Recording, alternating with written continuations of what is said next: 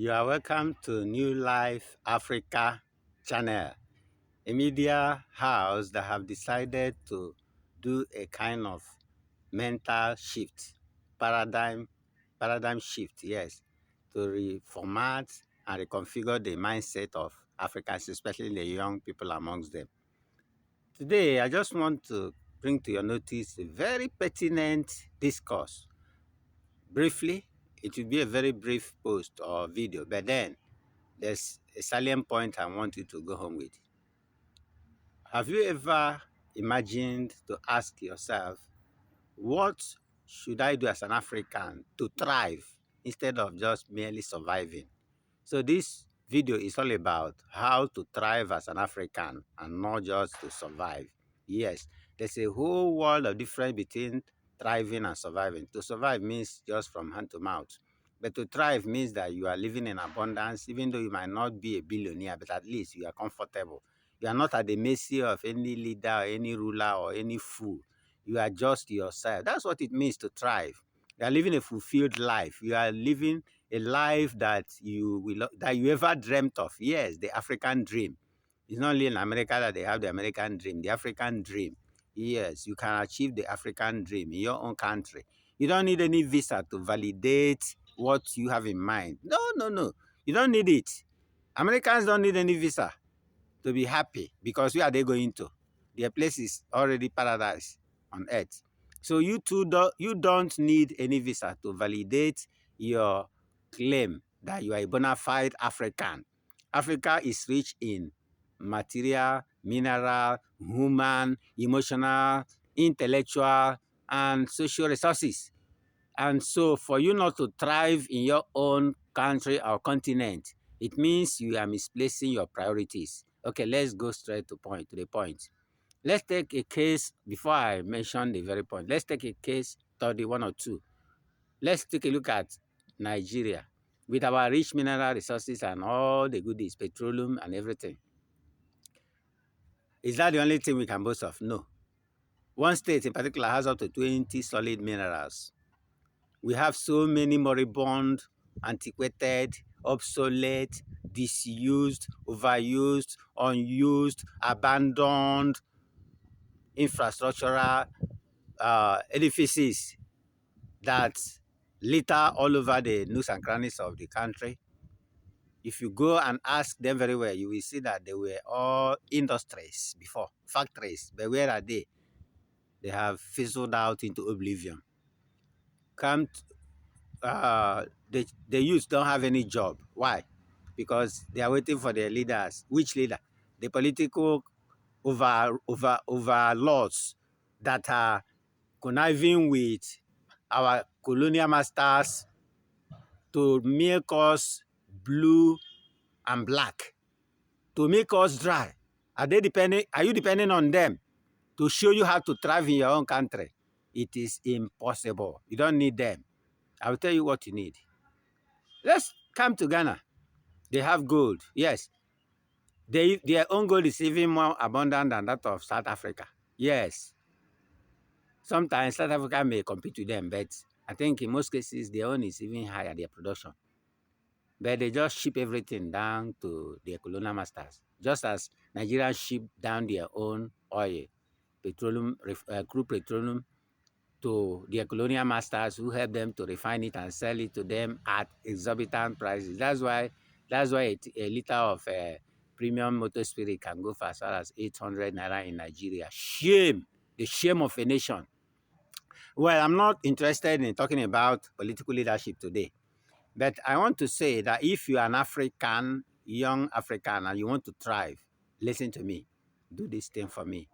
You don't need any government to validate your claim that you are an African. One of the things you will do, I'm not saying that's the only thing you should do. One of the things you should do is to, I have so many points to raise, but I want to pick only one today. Go back to the farm. Yes, you heard me well and right. Go back to the farm. Survival first before you thrive. You can't thrive on an empty stomach, so you survive first.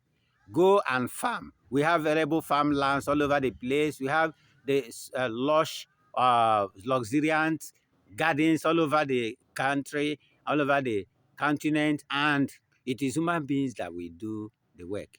When you farm and begin to export those farm produce, those colonial masters will begin to respect you. But when you are waiting for them to be giving you what they call so-called grant, they call it ace. Oh, another shame. Ace. You mean Africa is looking for ace from any other country with all the things that God has blessed us with? It's incredible. Preposterous. Okay, now go back to the farm.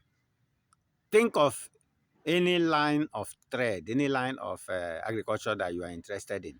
It can be livestock. It can be livestock, poultry, piggery, rabbit, name it, snail, crab. Just go there, go and do something with your hands. If I know many of you will not like to go into cultivating yam, cassava, corn, maize, millet, sorghum, and name it, all those cereals. Rice. Yeah, some people are doing it already. Because that one is capital intensive. But you can start small. Start with what you have. Start from where you are and start small. And then with time, you will do a kind of connect with others in a networking, synergize, and then you will raise the capital that will help to boost what you started. But you must start small. So I want to leave you with this. Agriculture is the mainstay of a nation's economy. Don't accept the fact that Africa is a banana continent, a banana republic, where it is only one mono economy we are running. Yes, mono economy. Ghana is running gold economy, mono economy, but there are no industries. They have light, but they are not doing anything with the light because there are no industries where they will use the light to produce anything. Nigeria is running a mono economy, petroleum. So what of all those solid minerals all over the place? What of the arable lands from Kalahari to from south coast to the desert, Sahara Desert?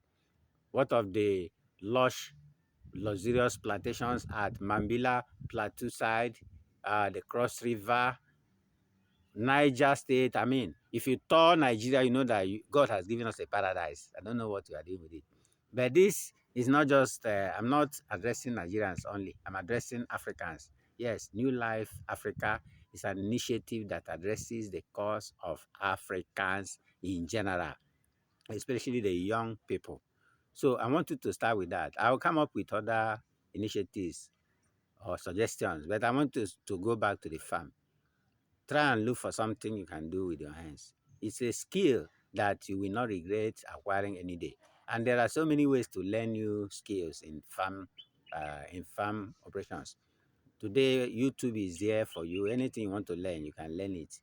And also look for experts who are already doing it. Some are growing snails. Some are growing fungi.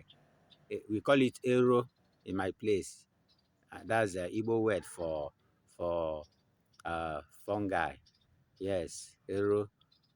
I've forgotten the other English name, but I remember fungi is also the one that you should know. So, all right. So, let's stop so far for now.